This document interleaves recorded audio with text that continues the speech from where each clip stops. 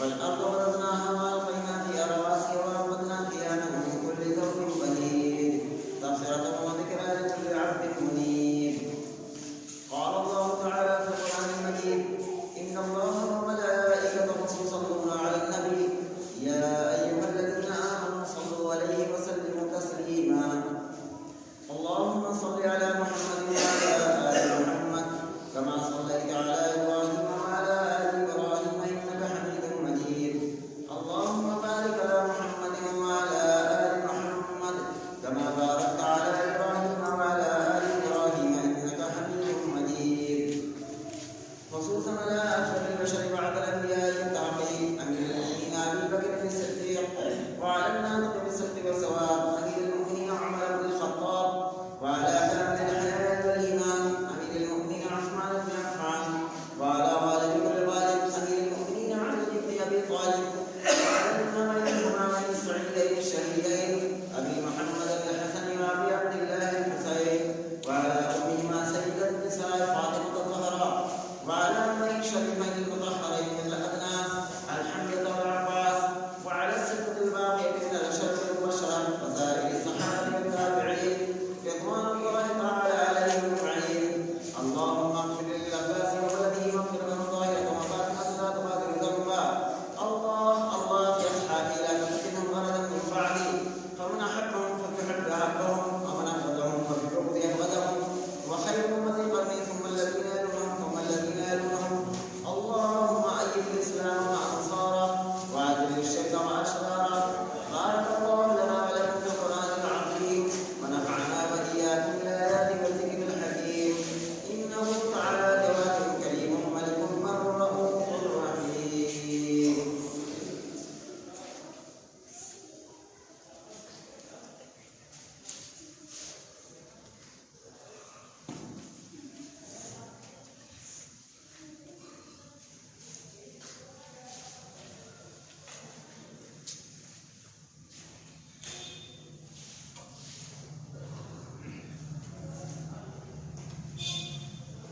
إن الحمد لله نحمده ونستعينه ونستغفره ونعوذ بالله من شرور أنفسنا ومن سيئات أعمالنا. من يهده الله فلا مضل له ومن يضلل فلا هادي له. وأشهد أن لا إله إلا الله وحده لا شريك له، وأشهد أن محمدا عبده ورسوله. أما بعد، قال الله تعالى في موضع آخر: يا أيها الذين آمنوا قوا أنفسكم وأهلكم نارا وقودها الناس والحجارة عليها ملائكة غلاظ شداد لا يعصون الله ما أمرهم ويفعلون ما يؤمرون. ہر قسم کی حمد و ثنا، تعریف و توصیف بڑائی اور کبریائی لائق اور زیبا ہے اس اللہ رب العالمین کے لیے جو ہم سب کا خالق و مالک ہے. درود و سلام کا پیش بہانے ذات مقدسہ اللہ پر جو ہم سب کے بھی رشد و ہدایت بنا کر کے بھیجے گئے، جن کا نام نامی اسم گرامی احمد مجتبیٰ محمد مصطفیٰ صلی اللہ علیہ وسلم. میرے بھائیوں اور بزرگوں، اللہ رب العالمین کا بے انتہا کرم اور احسان ہے کہ اس نے ہم سب کو ایک اہم فریضے کے لیے جمع فرمایا. جیسا کہ آپ سب بھی جانتے ہیں کہ پچھلے خطبے میں نے جمعہ کی فضیلت کے تعلق سے بہت ساری باتیں آپ حضرات کے سامنے آ چکی تھی.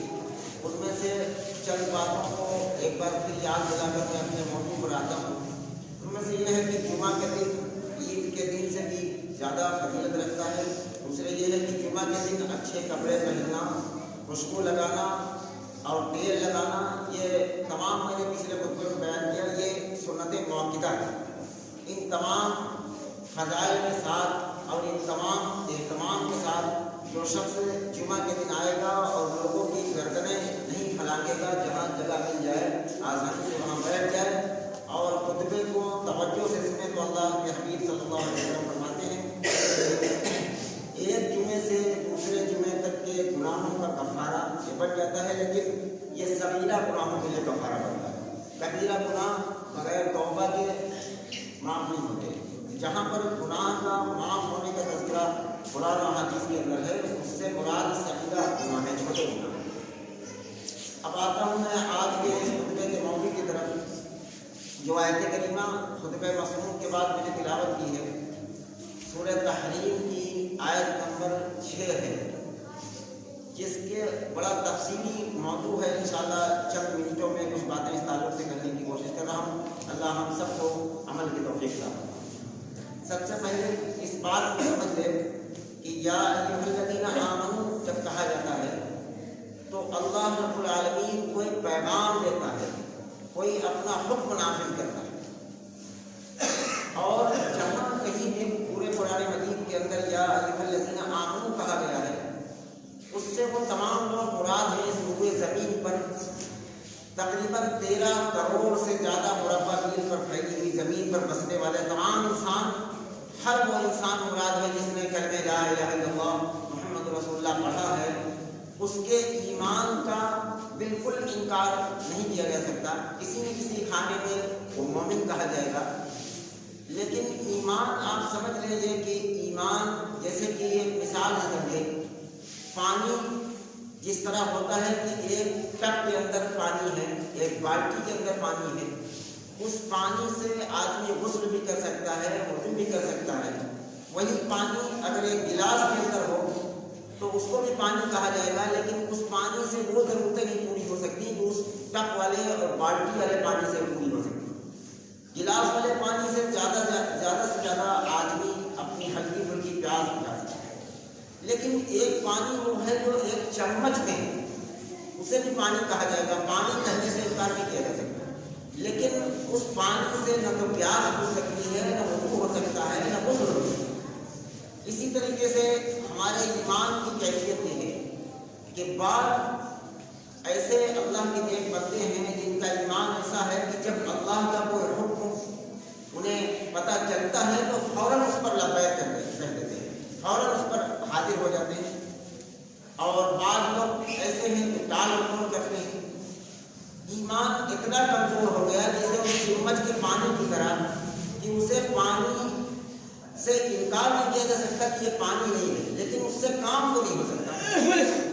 جیسے کہ ایک ایمان والا اذان سن کر مسجد میں نہ آئے تو اس کا ایمان ویسے ہی ہے جیسے ایک چمچ میں پانی ہے، کسی کام کا نہیں ہے، بس پانی کا ہے۔ اللہ ہم سب کو قوی ایمان اپنے اندر رکھنے کی اور لانے کی توفیق عطا فرمائے۔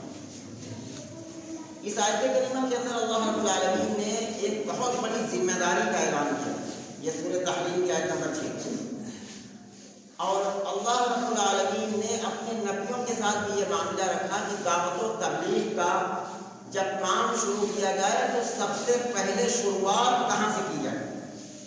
اللہ رب العالمین نے اپنے نبی پر جب آیت کریمہ نازل فرمائی وَأَنذِرْ عَشِيرَتَكَ الْأَقْرَبِينَ، اے نبی اپنے قریبی رشتہ داروں کو، اپنے گھر والوں کو ڈرائیے اللہ کے عذاب سے۔ تو رسول اللہ صلی اللہ علیہ وسلم نے جمع فرمایا بنو کعب کو، بنو سلمہ کو، بنو قریش کو اور بنو امیہ کو، یہ تمام کے تمام لوگوں کو جمع کر کے رسول اللہ صلی اللہ علیہ وسلم نے فرمایا کہ میں تم کو اس بات سے ڈراتا ہوں کہ تم صرف ایک اللہ کی عبادت کرو، ورنہ اس کے بعد جو زندگی آئے گی اس میں جہنم۔ تو رسول اللہ صلی اللہ علیہ وسلم نے اپنی دعوت و تبلیغ کی شروعات پہلے اپنے قریب کے رشتہ داروں سے، اپنے گھر والوں سے شروعات کی۔ یہاں بھی ہر مسلمان کو، ہر ایمان والے کو جس نے کلمہ لا الہ الا اللہ محمد رسول اللہ پڑھا ہے، اللہ رب العالمین نے 2 ذمہ داریاں دی۔ دعوت و تبلیغ کا ایک یہ پہلو ہے کہ کہاں سے شروع کیا جائے۔ اللہ رب العالمین نے فرمایا کہ یا ایھا الذین آمنوا قوا انفسکم، سب سے پہلا کام یہ ہے دعوت و تبلیغ کا کہ آدمی جتنا علم رکھتا ہے، جتنا جانتا ہے، سب سے پہلے اپنے آپ کو اس پر آمادہ کرے، اپنے آپ کو اللہ رب العالمین نے اس کو مکلف بنایا ہے۔ مکلف کا معنی یہ ہے کہ ذمہ دار بنایا ہے۔ اس ذمہ داری کو، اپنے اندر آئے ہوئے علم کو سب سے پہلے اپنے آپ سے خطاب کیا جائے۔ قوا انفسکم، اے ایمان والو سب سے پہلے خود بچو، وَأَهْلِكُمْ نَارًا، اور اپنے اہل و عیال کو جہنم کے عذاب سے بچاؤ۔ اب یہ ذمہ داری ایسی ہے کہ اگر کوئی شخص اس ذمہ داری کو نہ نبھائے تو میں مزید گفتگو میں آ رہا ہوں۔ رسول اللہ صلی اللہ علیہ وسلم نے ایسے شخص کے بارے میں کیا فرمایا ہے۔ سب سے پہلے پہلے اس بات کو سمجھ لیں کہ وہ ذمہ داری ہم ہر شخص اپنے اندر جھانک کر دیکھیں کہ ہم اس ذمہ داری کو کتنا انجام دے رہے ہیں۔ بچوں کو خاموش کرو۔ سب سے پہلے یہ دیکھیں کہ ہم اپنی ذمہ داری کس قدر نبھا رہے ہیں۔ سب سے پہلا کام جو یہ ہے وہ یہ ہے کہ اللہ کی بنائی ہوئی جہنم سے سب سے پہلے اپنے آپ کو بچایا جائے اور اس کے بعد اپنے گھر والوں کو بچایا جائے۔ یہ دعوت و تبلیغ کا پہلا اسٹیپ ہے، پہلی سیڑھی ہے۔ اس کے بغیر کوئی شخص سارے عالم کے اندر لوگوں کو دعوت نہیں دے سکتا۔ سب سے پہلے ایمان والا کہہ کر جو اللہ رب العالمین نے ذمہ داری دی ہے وہ یہ ہے کہ اپنے آپ کو جہنم سے بچاؤ اور اپنے گھر والوں کو جہنم سے بچاؤ۔ اب اگر ہم دیکھیں گے کہ اگر ایک بحیثیت مسلمان ہونے کے آدمی جو اللہ کے احکامات ہیں ان کو نہیں پورا کر رہا تو وہ اپنے آپ کو جہنم سے نہیں بچا رہا۔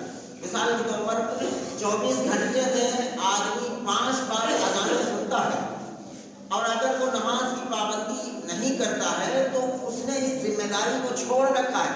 سب سے پہلا تو کام یہ ہے کہ اذان سن کر اپنے آپ کو اللہ کے حضور میں سر تسلیم خم کر دینا، اپنے آپ کو جھکا دینا، اس ذمہ داری سے دستبردار ہو چکا ہے۔ سب سے پہلا کام جو دیا گیا ہے ایمان والوں کو کہ اپنے آپ کو جہنم سے بچاؤ۔ اللہ کے جو احکامات آئے، جن چیزوں کو دیکھنا، جن چیزوں کو سننا یا جن چیزوں کو کھانا اللہ رب العالمین نے حرام کر دیا ہے، ان چیزوں سے بچا جائے اور جن چیزوں کا حکم نازل فرمایا کہ ان کو کرنا ہے ان کو کیا جائے۔ تب سمجھ لیجیے کہ انسان اپنی ذمہ داری کو نبھا رہا ہے کہ اپنے آپ کو جہنم سے بچانے کی کوشش کر رہا ہے۔ وَأَهْلِيكُمْ نَارًا، وَأَهْلِيكُمْ سے مراد یہ ہے کہ اپنی بیوی اور اپنے بچوں کو جہنم کی آگ سے بچانا۔ آگے اللہ رب العالمین نے فرمایا کہ وَقُودُهَا النَّاسُ وَالْحِجَارَةُ، جس آگ کا ایندھن انسان اور پتھر ہے۔ اور جہنم کی آگ جانتے کیا ہے؟ فرمایا کہ نار اللہ الموقدہ، وہ اللہ کی آگ ہے۔ حدیث کے اندر اللہ کے حبیب صلی اللہ علیہ وسلم نے اس کی وضاحت فرمائی ہے کہ دنیا میں جو ہم آگ دیکھتے ہیں بِشَرَرٍ كَالْقَصْرِ، اس جہنم کے آگ کے علاق کی چنگاریاں پہاڑ ایک قلعے کے مانند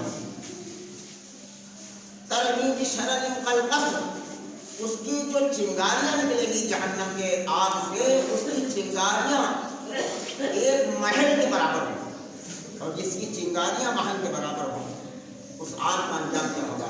رسول اللہ صلی اللہ علیہ وسلم نے فرمایا کہ جہنم کی آگ 1000 سال تک بھونکی گئی، فرشتوں نے اسے بھونکا تو وہ سرخ پڑ گئی وہ آگ، پھر 1000 سال تک بھونکا تو وہ آگ سفید پڑ گئی، اور پھر 1000 سال تک بھونکا گیا تو جہنم کی آگ سیاہ پڑ گئی۔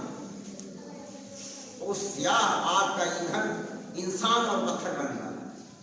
اچھا، وقت کم ہے ورنہ میں اس کی تشریح کرنا کہ اس آیت کریمہ کے اندر انسان اور پتھر کو کیوں بیان کرنا ہے، پتھر اور انسان کو کیا جوڑ ہے۔ مختصراً یاد کیا دیتا ہوں 1 منٹ کے اندر اس آیت کریمہ کی تشریح۔ انسان اور پتھر کو کیوں بیان کیا گیا ہے؟ وَقُودُهَا النَّاسُ وَالْحِجَارَةُ، کہ جس آگ کا ایندھن انسان اور پتھر ہے، اس لیے کہ انسان پتھر کی وجہ سے اللہ کے ساتھ شرک کرنے لگتا ہے۔ پتھر کی مورتیاں بنتی ہیں، پتھر کے بت بنتے ہیں، پتھر کے قبریں بنتی ہیں جن پر آدمی اپنے ماتھے کو ٹیک دیتا ہے، یہ اللہ کے ساتھ شرک ہے اور اس شرک کی سزا جہنم۔ تو اسی لیے فرمایا کہ وہ پتھر اور وہ انسان جہنم کا ایندھن ہے۔ وقودها الناس والحجارہ، اور اس جہنم پر جن کی ڈیوٹی لگائی دی گئی ہے، اللہ رب العالمین نے فرمایا کہ علیہا ملائکۃ غلاظ شداد لا یعصون اللہ ما امرہم، ایسے بے رحم اور ایسے سخت مزاج فرشتوں کی ڈیوٹی اللہ رب العالمین نے لگائی ہے کہ وہ جہنم کے کسی آدمی کی چیخ و پکار کو نہیں سنتے، بلکہ وہ اللہ کا جو حکم ملا ہے اس حکم کو پورا کر دیتے۔ کوئی کتنا بھی چیخے اور پکارے، اس پکار کو نہیں، لا یعصون اللہ ما امرہم، اس امر کو وہ سنتے ہیں جو اللہ نے انہیں فرمایا، اور کسی کی چیخ و پکار ما یشعرون، اللہ ان اعمال سے بچائے جن کی سزا جہنم۔ تو میرے بھائیوں، ایک آدمی گھر کا نگراں، الرجال، سورہ نساء کے اندر اللہ رب العالمین نے فرمایا کہ الرجال قوامون، کہ مرد قوامون ہے، اس کے ذریعے گھر کھڑا ہوتا ہے، گھر قیام میں آتا ہے، گھر وجود میں آتا ہے۔ اسی لیے اللہ رب العالمین نے اس پر سب سے بڑی ذمہ داری عائد کی ہے کہ اپنے خود بچو اور اپنے گھر والوں کو جہنم کی آگ سے بچاؤ۔ اگر کسی کا بیٹا دنیاوی لائن سے کوئی کام پہ نہیں جاتا ہے، باپ غصہ ہوتا ہے، شام کو ڈانٹ پڑتی ہے، کبھی کبھی مار بھی پڑتی ہے، لیکن وہی باپ بیٹا شام کو گھر آ رہا ہے، 5 نمازیں ترک کر کے آ رہا ہے، لیکن باپ کے دل پر جو نہیں رہتی ہے، باپ کے اندر ایسا وسوسہ نہیں آتا کہ میرے بیٹے نے کتنا بڑا جرم کر کے گھر کو واپس آیا ہے۔ اگر یہ چیز واپس نہ آئی تو میرے بھائیوں، نہ ہم اپنے آپ کو جہنم سے بچا سکیں گے اور نہ اپنے گھر والوں کو۔ یہ اللہ رب العالمین نے جو اولاد دیے ہیں، جو بیویاں دی ہیں، یہ اللہ کی نعمت ہے۔ اگر ہم ان سے محبت کرتے ہیں تو ان کو جہنم سے بچانا بھی ہماری ذمہ داری ہے۔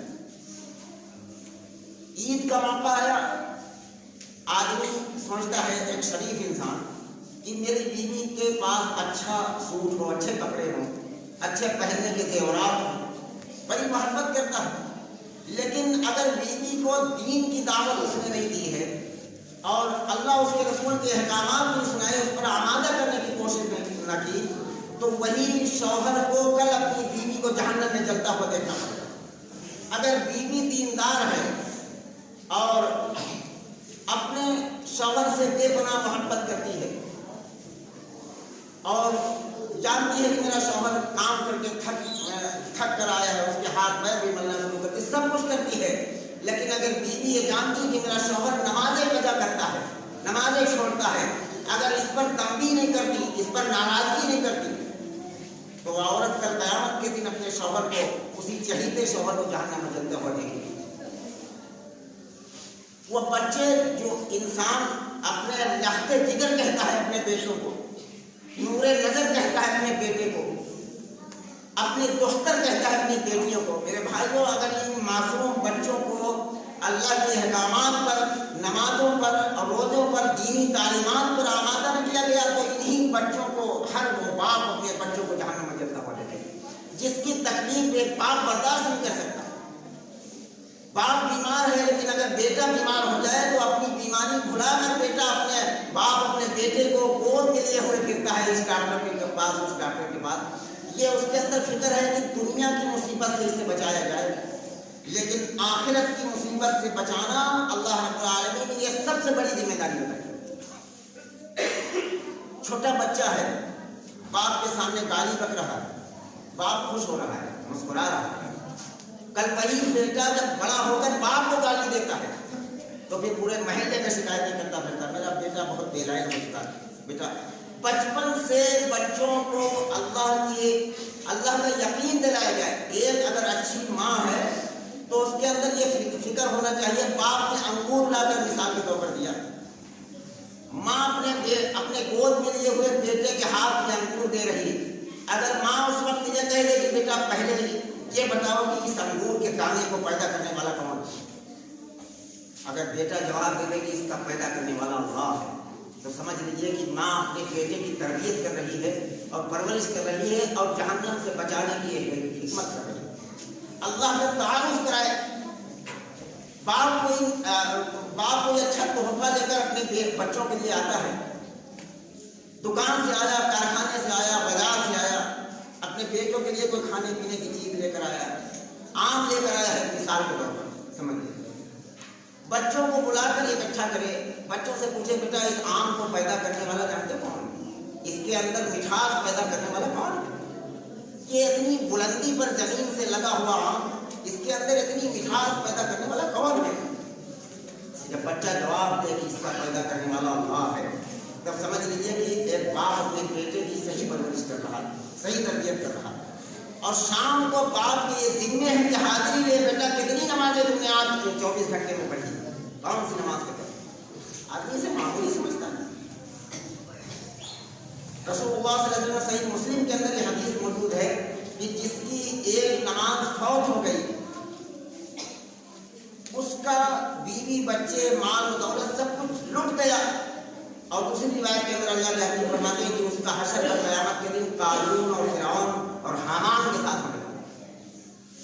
معمولی چیز نہیں ہے میرے بھائیوں، یہ شیطان نے ہمیں ایسے خناس ہمارے ذہنوں میں پیدا کر دیا کہ ہم کسی چیز کو معمولی سمجھ کر اسے ترک کریں۔ بچوں کے اندر دینی تعلیم پیدا ہو جائے میرے بھائیوں، مسجد کے اندر اسی لیے اس کا انتظام کر دیا گیا ہے کہ جمعہ کے خطبے میں عورتیں بھی آئیں اور عورتیں خطبہ شروع ہونے سے پہلے آ جائیں تاکہ ان کے اندر دینی ماحول بنے۔ اگر ایک عورت کے اندر دین کی سمجھ آ جاتی ہے تو وہ گھر کے اندر بچوں کو کھانے پینے کی دعائیں بھی یاد کرا دیتی۔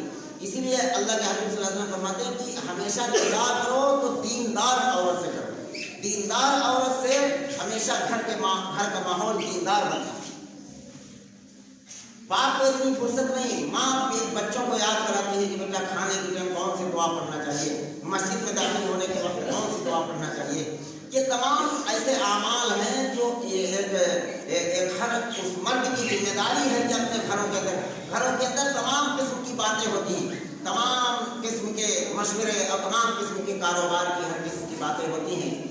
گھر کے اندر اگر کوئی حدیث کی کتاب رکھ دی جائے، کھانے پینے کے ٹائم گھر والوں کو اکٹھا کر کے ایک دو روایتیں پڑھ دی جائیں، کوئی پڑھنے والا ہو، کوئی مرد کوئی عورت، اور پڑھ دی جائے اور اس سے لوگ نصیحت حاصل کریں تو سمجھ لیجیے گھر کا ایک مرد اپنے گھر والوں کو جہنم سے بچانے کی خدمت کر رہا ہے اور ترکیب کر رہا ہے۔ میرے بھائی، اس ذمہ داری کے بغیر انسان سارے عالم میں دعوت و تبلیغ کرتا پھرے، لیکن اگر اس ذمہ داری کو اس نے چھوڑ رکھا ہے تو اس کی دعوت و تبلیغ اللہ کے دربار میں قابل ہوگی۔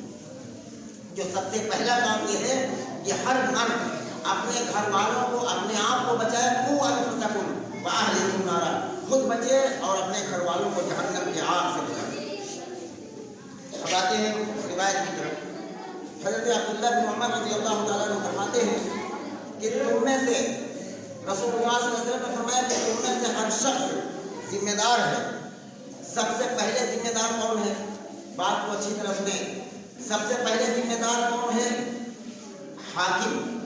حاکم اپنی رعایا کا ذمہ دار ہے۔ گاؤں کا پردھان اپنے پورے گاؤں کی پبلک کا ذمہ دار ہے۔ اس نے اگر اپنی ذمہ داریوں کو نہیں نبھایا، اپنے آپ کو حاکم نہ سمجھا کہ میرا کام ہے انصاف کی بات بولنا، میرا کام ہے انصاف سے کام لینا، اور اپنی جو ضروریات ہیں ان کی فکر نہ کی، تو کل قیامت کے دن اسے پوچھش ہوگی کہ تمہیں گاؤں کا حاکم بنایا گیا تھا، گاؤں کا پردھان بنایا گیا تھا، تم نے پبلک کے لیے، تم نے عوام کے لیے کیا کیا؟ اس کے بارے میں سوال کیا جائے گا، رسول اللہ صلی اللہ علیہ وسلم نے فرمایا۔ اسی لیے آج کے دور میں اگر کوئی ایک اللہ کا بندہ ہے تو اسے جبرن بھی گاؤں کا حاکم بنایا جائے، جلدی وہ بننے کے لیے تیار نہیں ہو۔ یہ بڑی ذمہ داری ہے، اس لیے جب قیامت کے دن پوچھا جائے تم نے کیا کیا، اپنی ذمہ داری کتنی نبھائی۔ اور اسی لیے عمر رضی اللہ تعالیٰ عنہ جب امیر المومنین تھے تو رات میں مدینے کی گلیوں میں تاریکی میں گشت کیا کرتے تھے کہ میری دور حکومت میں کوئی بھوکا نہ سو جائے، کوئی ایسا نہ ہو جائے کہ کوئی زوردار آدمی، کوئی طاقتور، کوئی دولت مند انسان کسی غریب کو ستا نہیں رہا، کہ ایسا نہیں ہو رہا۔ رات کی گلیوں میں، رات کی تاریکیوں میں تنہا گشت کیا کرتے تھے، بغیر کسی سیکورٹی گارڈ کے، بغیر کسی اس کے گشت کرتے تھے حضرت عمر بن خطاب۔ جانتے تھے کہ میری ذمہ داری کیا۔ اسی طریقے سے رسول اللہ صلی اللہ علیہ وسلم نے فرمایا تم میں ہر شخص ذمہ دار ہے، ہر آدمی ذمہ دار ہے، اسے اپنے گھر والوں کے بارے میں سوال کیا جائے۔ یہ نہیں کہ صرف یہ پوچھا جائے گا کہ تم نے گھر والوں کے لیے کھانے پینے کا انتظام کیا یا نہیں، تم نے گھر والوں کے لیے رہنے سہنے کا انتظام کیا نہیں، بلکہ یہ سب سے پہلے پوچھا جائے گا تم نے گھر والوں کے لیے دینداری کا انتظام کیا یا نہیں، انہیں دین سکھایا یا نہیں، اللہ کی پکڑ سے بچنے والے احکامات بتائیے۔ اور ہر عورت اپنے خاوند کے، اپنے شوہر کے گھر کی ذمہ دار ہے۔ اس عورت سے بھی سوال کیا جائے گا کہ تم نے اپنے شوہر کے مال کو بیچا، اس کی ناموجودگی میں تو نہیں خرچ کر دیا، ادھر ادھر بے وجہ اپنی مرضی سے تو نہیں اڑا دیا، گھر کی چیزوں کی ذمہ داری نبھائی تھی۔ ہر عورت سے بھی سوال کیا جائے گا۔ اور اس کے بعد رسول اللہ صلی اللہ علیہ وسلم نے ایک مرتبہ پھر فرمایا کہ ہر شخص ذمہ دار ہے۔ اگر کوئی کارخانے کا مالک ہے، اگر کوئی تھانے کا انچارج ہے، اگر وہ اسلام نے انسان کی زندگی کے ہر پہلو پر نظر ہے، اگر وہ کسی کارخانے کا کوئی انچارج ہے تو اس کے بارے میں اس پورے کارخانے کے جتنے لوگ بھی کام کرتے ہیں سب کے بارے میں اللہ رب العالمین کے یہاں پکڑ ہوگی اور پوچھا جائے گا کہ تم نے ان کی ذمہ داری کتنی نبھائی، وقت پر ان کا پیمنٹ ملا یا نہیں ملا، وقت ان کے ساتھ انصاف ہوا یا نہیں ہوا، یہ تمام ہر شخص ذمہ دار ہے۔ اور دوسری روایت، یہ روایت صحیح بخاری کے اندر حدیث نمبر 893 پر اور صحیح مسلم کے اندر 1829 نمبر پر یہ روایت موجود ہے۔ دوسری روایت حضرت معقل بن یسار رضی اللہ تعالیٰ عنہ روایت کرتے ہیں کہ رسول اللہ صلی اللہ علیہ وسلم نے فرمایا کہ جس شخص کو اللہ رب العالمین نے ذمہ دار بنایا ہے، ذمہ دار جس شخص کو بھی بنایا، اس روایت کے اندر ایک اور بات ہے کہ جس شخص کو بھی اللہ رب العالمین نے ذمہ دار بنایا، اور اس میں اللہ کے حبیب فرماتے ہیں کہ ہر شخص کو اللہ رب العالمین نے ذمہ دار بنایا۔ کوئی اپنے گھر کا ذمہ دار ہے تو کوئی قوم، کوئی معلوم ہوا کہ کوئی کسی چیز کا صدر ہے اور کوئی کسی کمیٹی کا ادھیش ہے، کوئی گاؤں کا پردھان ہے، کوئی کارخانے کا مالک ہے، جس شخص کو بھی اللہ رب العالمین نے ذمہ دار بنایا اور اس نے اپنی آخر تک ذمہ داری نہ نبھائی تو اللہ رب العالمین اس پر جنت کو حرام کر دیتا۔ اگر کوئی شوہر اپنی بیوی کو نماز پڑھنے کا حکم نہیں دیتا ہے، کوئی آدمی اپنے بچوں کو نماز پڑھنے کا حکم نہیں دیتا ہے اور اس پر تنبیہ نہیں کرتا تو سمجھ لیجیے کہ اس نے اپنی ذمہ داری نہیں نبھائی اور اس پر اللہ رب العالمین نے جنت کو حرام کر دیا۔ یہ بھی روایت صحیح بخاری کے اندر حدیث نمبر 7150 پر اور صحیح مسلم کے اندر 142 نمبر پر یہ روایت موجود ہے۔ اور اب آخر میں یہ دیکھتے ہیں کہ میرے بھائیوں، عام طور پر ایک بگاڑ شیطان، دیکھیے ہر آدمی شیطان کان الانسان عدو مبین، شیطان بلا شبہ انسان کا کھلا ہوا دشمن، وہ کسی نہ کسی طریقے سے انسان کو جہنم کے راستے پر لے جاتا ہے۔ بعض لوگوں کو اس طرح سے بہکا دیتا ہے کہ آدمی سمجھتا ہے کہ ہم قرآن حدیث کے ماننے والے ہیں، ہم اللہ کے ساتھ شرک نہیں کرتے، نماز ہی تو نہیں پڑھتے لیکن ہم جنت کے اندر جائیں گے۔ کیا ایسا ہے؟ سورہ مبشر کے اندر اللہ رب العالمین نے اسی کے بارے میں فرمایا، فی جنات یتساءلون عن المجرمین، جنت والے جب جنت میں پہنچ جائیں گے ان کا بھائی نظر نہیں آئے گا، ان کا دوست نظر نہیں آئے گا، ان کا رشتہ دار نہیں نظر آئے گا، تو یہ سوچیں گے کہ مرنے کے بعد ٹھکانے دو ہی ہیں، یا تو جنت ہے یا جہنم ہے، جہنم کی طرف نکلیں گے۔ اللہ رب العالمین فرماتے ہیں فی جنات یتساءلون عن المجرمین، جنت والے مجرمین سے سوال کر اٹھائیں گے، ما سلککم فی سقر، تم اتنی بڑی مصیبت میں کیوں پھنسے؟ کیا ہوا دنیا کے اندر؟ تو تمہاری بڑی عزت تھی، بڑا ویلو تھا، اتنی بڑی مصیبت میں تم کیوں پھنسے؟ تو فرمایا کہ قالوا لم نک من المصلین، جہنم کے اندر جان کے نماز ترک کرنے والے، چاہے وہ توحید کتنا بھی ان کے اندر مضبوط ہو، یہ بات ذہن سے نکال دیجیے۔ شیطان نے اس بات کو الٹی طریقے سے ذہن میں لوگوں کو بٹھا دیا، نماز کو ترک کرنے والا جہنم کے اندر جائے گا چاہے وہ کتنا بھی شرک سے پاک ہو۔ فرمایا کہ فی جنات یتساءلون عن المجرمین ما سلککم فی سقر، تمہیں کیا ہوا اتنے بڑے مصیبت میں پھنس گئے؟ ایک ایک وقت میں 1000 جگہ سے جل رہا اور بن رہا، نیچے کو پکار کر رہا ہے، 1000 سال تک پانی پانی مانگ رہا، اسے پانی نصیب نہیں ہے، ملتا ہے تو کھولتا ہوا نسلین ملتا ہے اور زقوم ملتا ہے، اور اس کے بعد وہ خود کہیں گے اپنی زبان سے قالوا لم نک من المصلین، میری یہ خطا تھی کہ ہم نماز نہیں پڑھا کرتے، ولم نک نطعم المسکین، ہم کبھی غریبوں کو اپنے مال میں سے حصہ نہیں دیتے تھے، ان کو کھانا نہیں کھلاتے تھے، ولم نک نطعم المسکین وکنا نخوض مع الخائضین وکنا نکذب بیوم الدین حتی اتانا الیقین، ہم اسے کہانی اور افسانہ سمجھا کرتے تھے اور ہم جو باتیں سنتے تھے انہیں جھٹلا دیا کرتے تھے۔